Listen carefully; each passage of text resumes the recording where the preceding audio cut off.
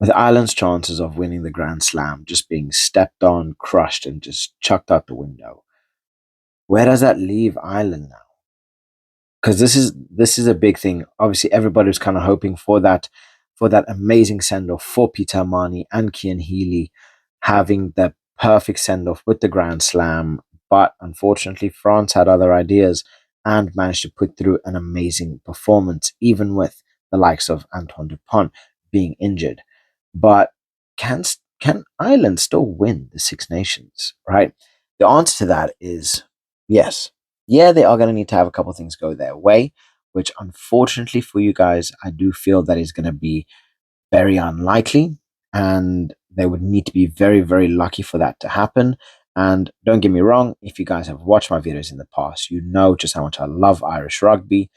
But in terms of being realist, their chances are pretty low.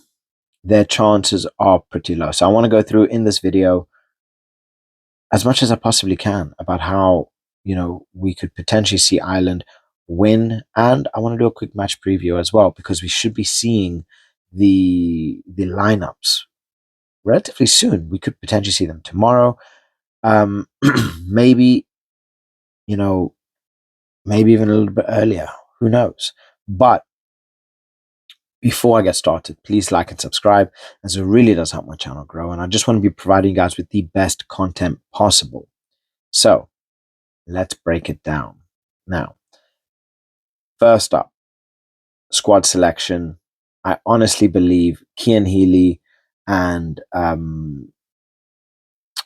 Peter Marnie are gonna start the game. They might not necessarily finish the game, but I do feel they're going to start the game. Peter Marnie's been in brilliant fine form. Yes, there has been a lot of comments, especially with all this controversy around Antoine Dupont, about Ireland playing very dirty and people not liking it. But ultimately, it is part of the game. Um, Peter Marnie does it better than almost anybody else, but it also adds that little bit of spice to the game as well. He's a fighter. The Irish are fighters. And yes, I know not a lot of people tend to like it. I'm I'm not for it, but I'm also not against it. It's it comes part of the game. And again, this is my personal opinion. Is not something that I would definitely condone. Going out to injure a person. Obviously, every single rugby player, especially a pro rugby player, wants to get every advantage they possibly can in any single situation, right? And can I blame them for trying to get the best out of their situations? No. Do I think they intentionally went to go and hurt Antoine Dupont? No, I don't. I think it was just bad circumstances, bad time, bad place. And honestly, if you had to run that simulation probably, 100 times, that would probably only happen 10 to 15 times in total. It was just unfortunate, right? And I know you French are going to hate on me because I don't know whether to agree with it or to disagree with it. I've seen it from so many different angles, and some angles makes it look so horrible. Where some it's just like, okay, yeah, you know what, it's it's a tackle. But again, I'm I'm not biased to any team. I love both France and Ireland, um, and honestly, I do feel that if I was Irish, I would have had a view on it. If I was French, I'd probably be pissed off. But um, I tend to go with what the ref said. He gave reasoning for it. Yes, I do understand that Galtier was not happy, and I think he even cited two Irishmen. I think it was three for their tactics during the game, and I think it was Ty Burn, Andrew Porter, and Calvin Nash. So um, it's it's a difficult thing, because when you're at this stage of the game, everything is so magnified and everything is so big, and you know the margin for error is so small, and especially when something like this happens to your biggest players, what are you going to do? you know what are you going to do? Yes, they unhappy, but it happens. It's part of the game. You cannot tell me that the French have not done anything dodgy in the past. You cannot tell me that the French have not done anything to gain an edge over the opponent. Yes, Ireland do have a little bit of a history with it, but it happens. And it is unfortunate that it happened to Antoine Dupont. And I do feel that it's because it's Antoine Dupont that this has been escalated to where it is, right? It happens. It's unfortunate.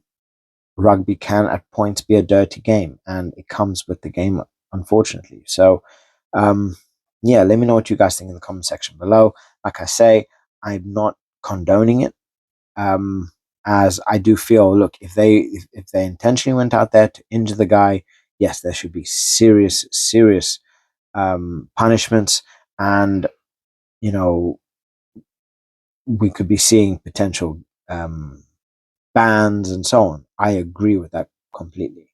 But I do not believe that they went in there to injure Antoine Dupont.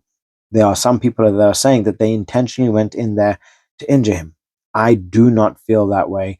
I do feel that it was also circumstance and a little bit of bad luck as well, having them land the way that they did. Yes, there's a lot of talk about Ty Burn, instead of rapping, he came in kind of like with like a chicken wing kind of position. I don't know. Things happen in the heat of the moment. We've seen similar instances happen throughout the Six Nations. It's never been in the spotlight before, right? And I do feel it is because of DuPont that it is very much in the spotlight. But let me know what you guys think in the comment section below, because this is a very big bit. Because Antoine Dupont, he's now out for 6 to 8 months. But they do have replacements though. And having players like Lagaek, Luku, Serene, Kuyu, um, they have they have options. They have options. But we're not talking about that game right now, are we? Italy, they also put in inspired performances. I do feel having players like Capuozzo, who was just absolutely electrifying. We saw the work rate that he had, everything that he put in is just bloody phenomenal. It was absolutely phenomenal. But it wasn't enough. It just was not enough. They had such brilliant games, and then they fall off, and then they have brilliant performances, they fall off. I mean, we look at Monty Wane, who was one of their better players. You see the work that he did was absolutely brilliant, but at times it felt like they were afraid to run with the ball. And we've seen Capuozzo break that offensive line, just use his quick feet, do what needs to be done. Same thing with Menoncello and Brex. They had, they put out so much, and they really give everything into into them playing. But unfortunately, when your team is not giving that same levels of energy, that same levels of dedication, it's just not going to work. Plus, I don't think we saw enough Italians crying during the national anthem to really have, you know, them come away with that win. There wasn't that they were just kind of lacking in that passion.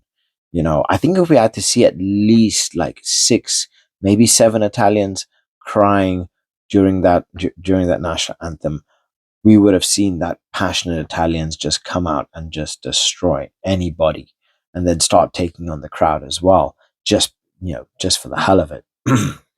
But Italy, they, like I say, they are not the Italy of old. They are not that Italy side that are overlooked. And it's just like, oh, you know what, we're going to test out some youngsters because it's Italy, right? They are coming in with ridiculous, ridiculous talent.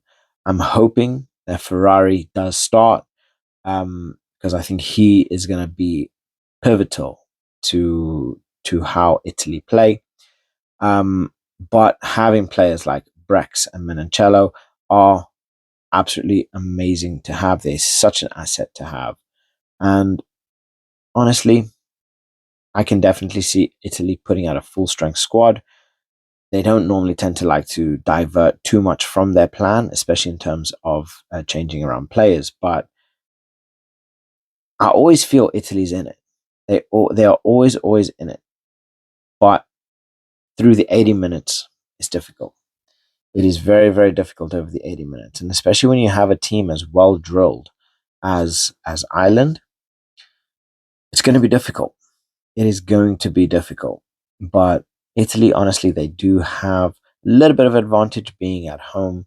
And, that crowd is definitely going to work in their favor and put in, you know, they, they're going to make everybody deaf. So that should definitely add a little bit of fire to, to that pit as well. That pit inside those Italian hearts to really get them running and motivated. But I don't know. It's a difficult one. I think in terms of Ireland, they have a couple chances of winning here. Like I say, Italy are no joke. They are no pushover. I do have Ireland to win though. I do feel that Ireland is going to win, and I do believe they are going to win with an. I do believe that they are going to win with a bonus point, but they still sit relatively low in terms of points. Right, France is up there. France, I think they just need a win with the bonus point, and they've pretty much clinched the Six Nations. So if Ireland are to win, if Ireland are to lift the Six Nations Cup, they are going to need to beat Italy with a bonus point, and then hope and pray that France loses to Scotland, which I find very unlikely, and to see Wales beat England, which again I feel is very unlikely. But what a story it would tell, especially on this final day of the Six Nations. So we know everybody's going to be going full out. Everybody's going to be giving everything, right? Because they are going to want to win. And still having England, Ireland, and France in contention to win the Six Nations, you know that they are going to be coming out spirited, full of energy, and just looking to rip off heads. But yeah, it's by no means going to be easy for Ireland. So I think they can still win. Again, so if France and England lose, and then taking consideration some points differences, and Ireland don't win, if Ireland win without a bonus, that would still allow them to win. But I think if they get a draw plus a bonus point, or two, and I think if they finish with a better points difference over France, they could definitely still win.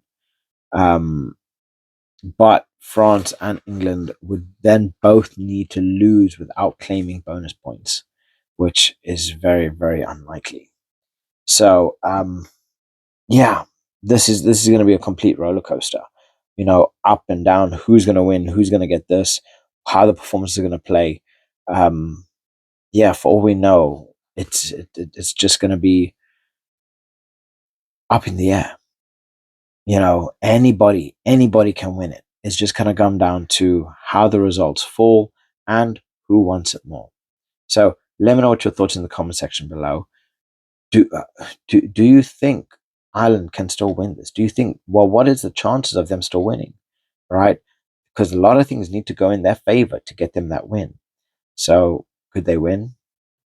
Who knows? Um, so yeah, let me know what you guys think.